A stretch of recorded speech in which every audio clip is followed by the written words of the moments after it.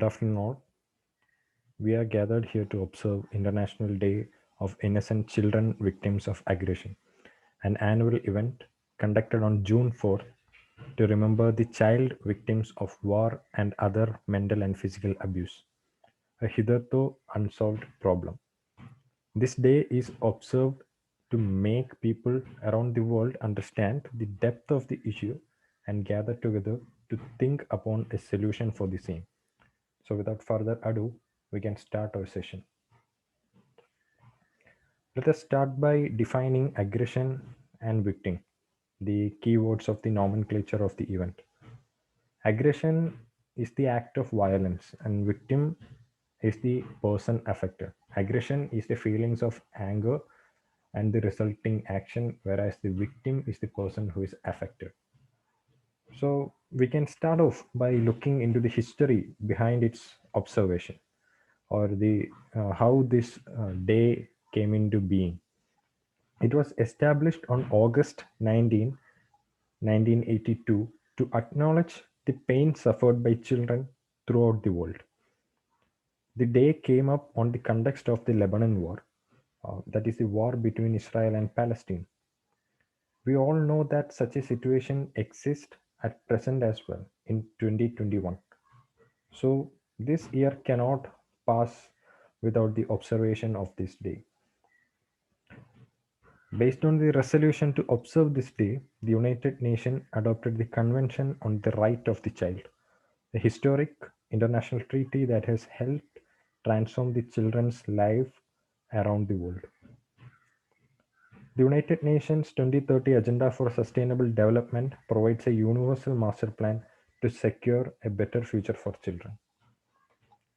So, this is the context under which this International Day of Innocent Children Victims of Aggression came into being, and how it is being observed on June 4th every year. So, now let us delve deep into the subject. The day at its inception was observed to acknowledge the pain suffered by children because of war. But over time, its scope has expanded. To the best of my belief, it also condemns and extends support to children who are victims of other physical and mental abuse as well, including cyberbullying. So that's why I have disintegrated aggression as war and other physical and mental abuse. So we'll deal the video in such a session between war and other physical and mental abuse. We divide the session into two topics: children in war and children in other physical and mental abuse. So the United Nations, for the same reason, has created two separate posts of representatives, namely special representative of the state special representative of the Secretary General for Children and Armed Conflict for the war, and special representative of the Secretary General on Violence Against Children for the physical and mental abuse. So now let us look into some reports, or rather say statistical conclusion, that the United Nations has published in 2018. You can just imagine, if the situation was this worse in 2018, what would be it in 2021? Undoubtedly worse than the worst, because we have seen that between 2018 and 2021 there have been advancement in technology, as well as there have been increasing numbers of conflict around the world. The Lebanon attack, the attack by communist China on Tibet, the Sri Lankan civil war, the ongoing Israel Palestine conflict, the military coup in Myanmar are some of it. Let us look into the report now. It says that violence against children affects more than 1 billion children around the world and cost societies up to US $7 trillion a year. So not only are the children who are seeing or witnessing or are injured during the war suffers, but also other children also reflect their grievances as well. 50% of the world's children experience violence every year. Every 7 minutes, somewhere in the world, a child is killed by violence. 1 in 10 child is sexually abused before the age of 18. 9 in 10 children live in countries where corporal punishment is not fully prohibited, leaving 732 million children without legal protection. One in three internet users worldwide is a child, and 800 million of them use social media. Any child can become a victim of online violence. Child online sexual abuse reports to NCMEC has grown from 1 million in 2014 to 45 million in 2018. Just wonder what the number will be in 2021. 246 million children worldwide affected by school related violence each year. One in three students has been bullied by their peers at school in the last month, and at least one in 10 children have experienced cyberbullying. So these are statistical conclusion, and you can see how large or how big this issue is. And as I said in the beginning, this issue is unsolved. So let us start on the first topic, children and war. There is undoubtedly accepted that children are the most vulnerable section, and as per records, approximately 250 million children are residing in countries and areas affected by conflict. They are not only victim to the attacks during war and its after effect, they are also vulnerable to the recruitment, killing, and sexual violences, abductions, and sometimes they are even used as human shields. So it is a big issue. Now let us see how children are recruited to the military in Israel and Palestine. So in Israel, Israeli education presents military service as the primary goal of boys and girls. There are magazines like the Al Fatah, which praises suicide bombers and attackers against their arch enemy. They are given a heroic, uh, say what, a heroic transformation. They are not warriors; they are heroes. And even in the kindergarten, they are taught the same. They are injected to these divisiveness from their childhood. This too is an act of aggression, and the victims are innocent children. So, why do I say that this too is an act of aggression and the victims are innocent children? Because no child is born a warlord, or is he born with communal or divisive thoughts. Only with indoctrination will these child or children become one.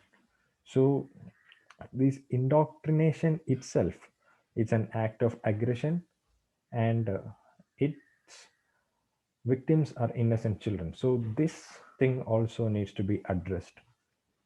So the case is not uh,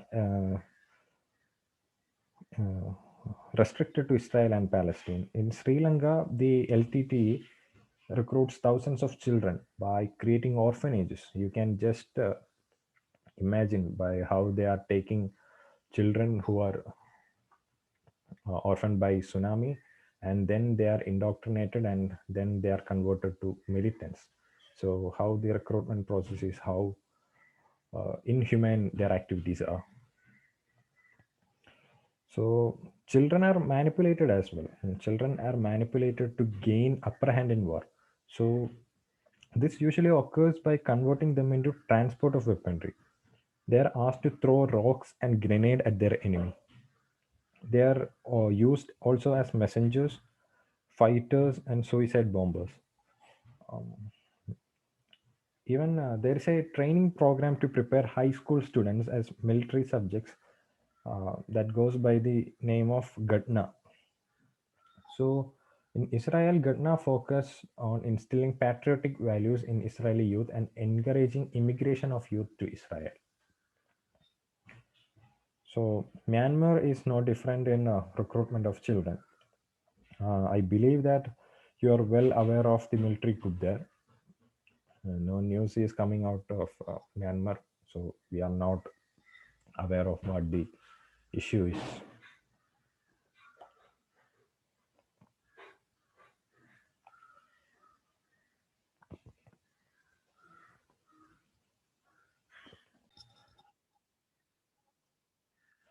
There are reports as well that in Naxal groups in India are also recruiting these um, child soldiers as militants.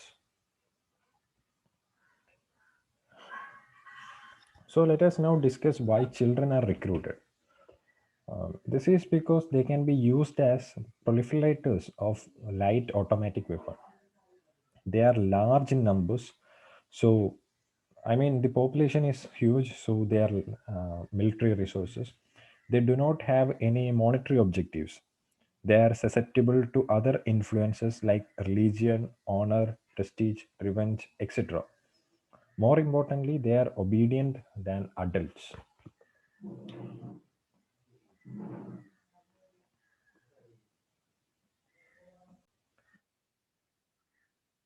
While some children join the forces forcibly, some other children join the forces voluntarily too, because of their background, such as their economic situation and sometimes culture. So, as you can see the list here, the poverty is a very good recruiting element of children. Sometimes the cultural normalization of war in Gaza and all, you just know, you can know that children are born in the face of war and they are used with war. So in their culture, war is normal. So children seeking new friends is become a voluntary element of recruitment. Revenge, for example, after seeing their friends and relatives killed, they also go and join these military organizations. And now let us look into the estimated figures of child victims. So as you can see on screen, recent developments in warfare have significantly heightened the dangers for children. Almost 2 million have been killed, 4 to 5 million disabled, 12 million left homeless, more than 1 million orphaned or separated from their parents, some 10 million psychologically traumatized. Um, the civilian victims were, the proportion of the civilian victims were two-thirds during the World War. But by the end of 1980s, it became 90%. Part of this rise in numbers is due to technological advancement like the aerial bombardments.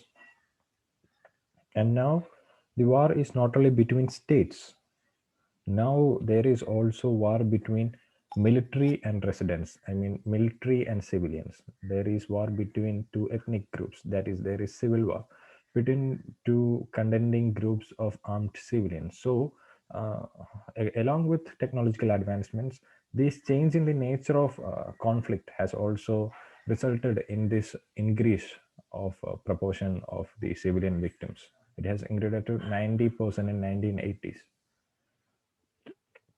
So now we have to see the other section. This time, until this time, we have been talking about children and what. Now we are talking about the aggression, that is other physical and mental aggressions.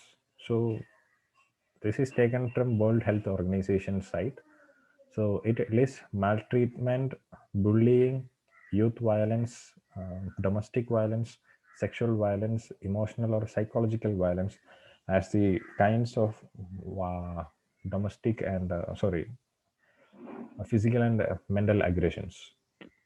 So maltreatment involves physical and arbitrary punishments, and the children receive from schools and orphanages. Bullying, bullying is harassment, and the scope of bullying also covers the cyberbullying.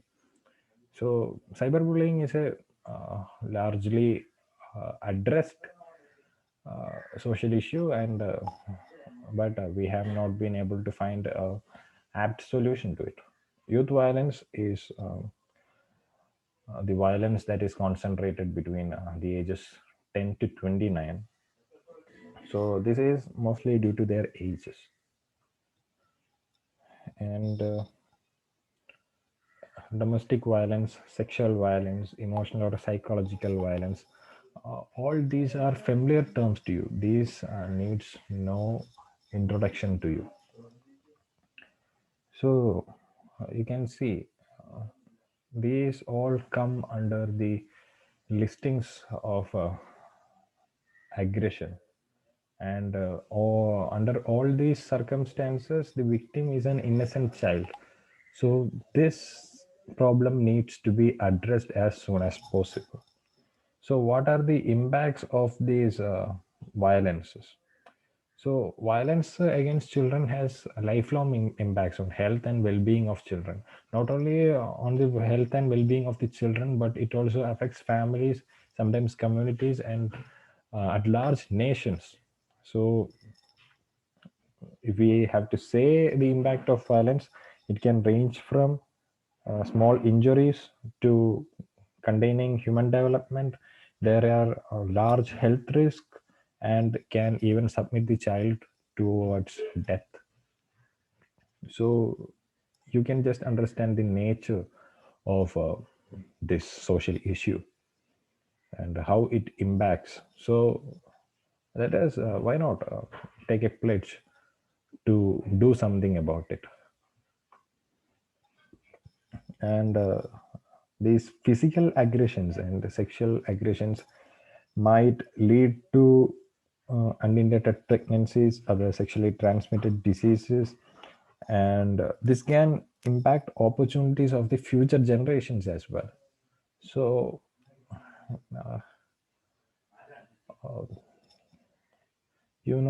this should be an addressed problem. There is a talk that whatever remains a debate issue will remain a debate issue. So let us hope that this particular social issue will find its solution soon. So let's look at some solutions for ourselves.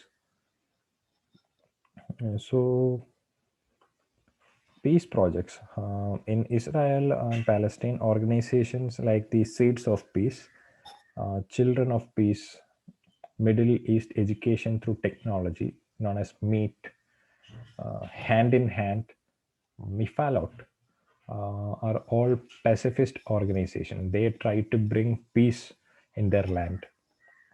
So if you can read these writings on screen, you can understand that these organizations range from cultural, educational, and sports horizons, and all of them collectively are trying to bring peace on the land. And the second aspect to solution, the second solution to the aggression is global intervention. Global intervention from all kindred spirits, including businesses, are necessary to combat this social issue. There is a large need for educational reforms as well. There should not be indoctrination. The textbooks should include historical perspectives of both sides, and there should not be any sectarian divisions in class that are on the basis of nationality, religion, or anything. And children should be taught humanitarian values, like we have been doing in India as moral stories. So uh, the above three solutions, peace projects, global intervention, and educational reforms, are for children and war. The World Health Organization has proposed 7 strategies for ending violence against children. And the 7 strategies are acronymed as INSPIRE, that stands for implementation and enforcement of laws, norms and values change, safe environments, parental and caregiver support, income and economic strengthening, response services provision, education, and life skills. So, according to World Health Organization, these 7 strategies can help uh, the child to combat child violence, and these are the 7 strategies that can be used for ending violence against children. So, I request you to kindly note this down. Now, let us quickly glance through the evolution of child rights, and with that, we will stop our presentation here.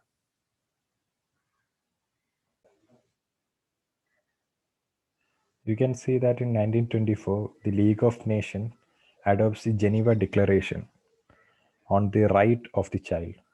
In 1946, UN General Assembly establishes the United Nations International Children's Emergency Fund, commonly known as UNICEF. In 1948, United Nations General Assembly passes the Universal Declaration of Human Rights, and of which Article 25 entitles mothers and children to special care and assistance. In 1959, United Nations General Assembly adopts the Declaration of the Rights of the Child. In 1966, United Nations member states promised to uphold equal rights in education and protection for all children. In 1973, International Labour Organization sets 18 as the minimum age for undertaking work that might be hazardous. In 1974, United Nations General Assembly calls on the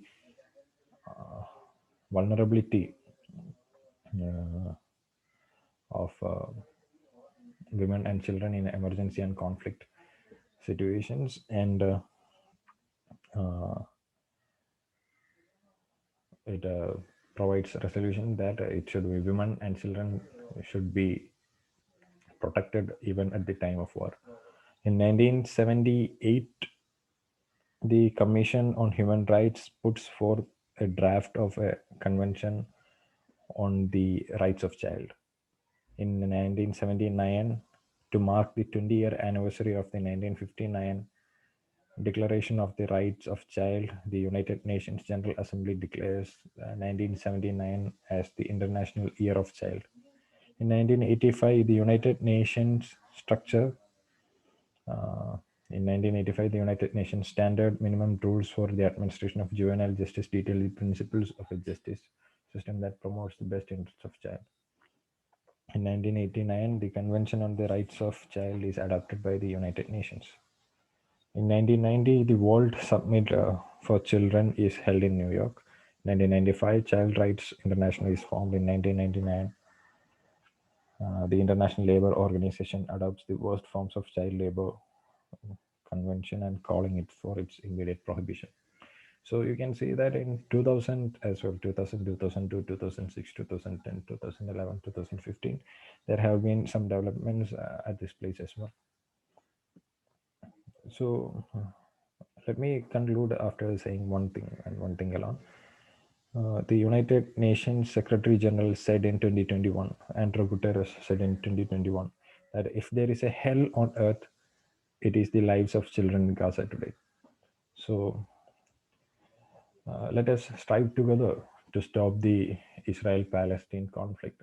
Even though there is limited things that we can do that, and hopefully we can see turbulence less Israel and Palestine states. So I thank all of you for listening and watching this video. I am sure that one day the world will be a better place to live. And with that hope, I'm signing off. Hope you're all safe. Stay home. Stay safe.